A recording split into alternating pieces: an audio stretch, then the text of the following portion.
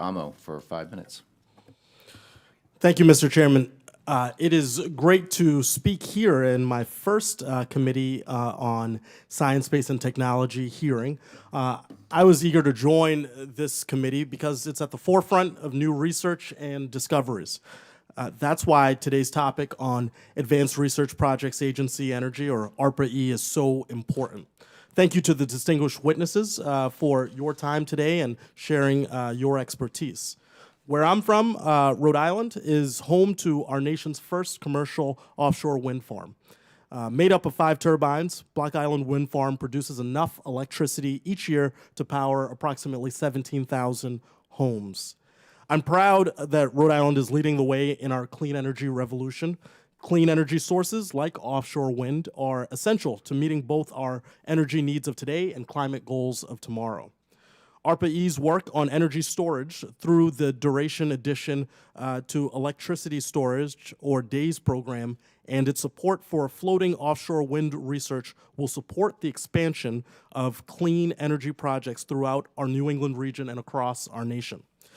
Dr. Held, in your testimony, you noted that the ARPA-E experience and exposure were invaluable in crossing through the valley of death to commercialization.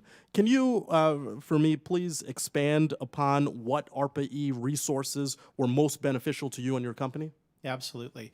So we were one of the DAYS awardees, as you mentioned, and that allowed us to basically take our technology from what was a concept to a functioning demonstration system at what we call laboratory scale.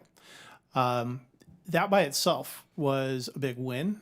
The interactions with the ARPA-E technical program managers and with the tech to market people were really helpful in terms of making not just the technical side of it, but also helping to foster some of the communications with the end use customers. And so from that perspective, that was a big benefit. The next step, that, like I said, that gets you into the valley of death, getting you back out again out of zero to the dollars required. So directly, the funding under DAYS isn't sufficient to be able to, for instance, build a demonstration commercial scale project. Fortunately for us, the DAYS program really allowed us to then foster the relationships, build the team, and put together what was ultimately a winning proposal for the Energy Storage Grand Challenge program. The credibility that came with successfully executing the ARPA-E DAYS program, I think, was beneficial in terms of helping us to establish those partnerships as well as to put that proposal together.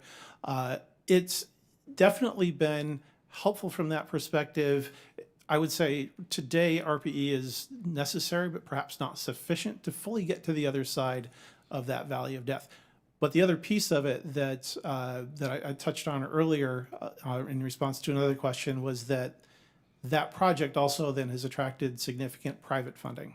And to be able to get to the other side really is going to require that kind of public-private partnership that allows for these really large-scale projects to move forward into commercialization. Yeah, in that vein, what changes, and I think you started there, should be included in a discussion about the future of ARPA-E and its contribution to emerging clean energy technologies? Yeah, I'd like to see more. The scale-up program right now, I really do think has enormous potential value. It is funded well, but it could also be funded better. It's been pretty much flat for the last 3 solicitations, and they're only every other year. I think to help more of these really good ideas that ARPA-E is great at taking from concept to lab or even to pilot scale to get them to commercial is going to require, I think, more emphasis on that type of activity, whether it comes from ARPA-E or from the Office of Clean Energy Demonstrations. I think that's something that needs to be considered, how those two activities are coordinated with each other. Well, I appreciate that, and I know our clean energy future depends on it. So with that, Mr. Chairman, I yield back my time.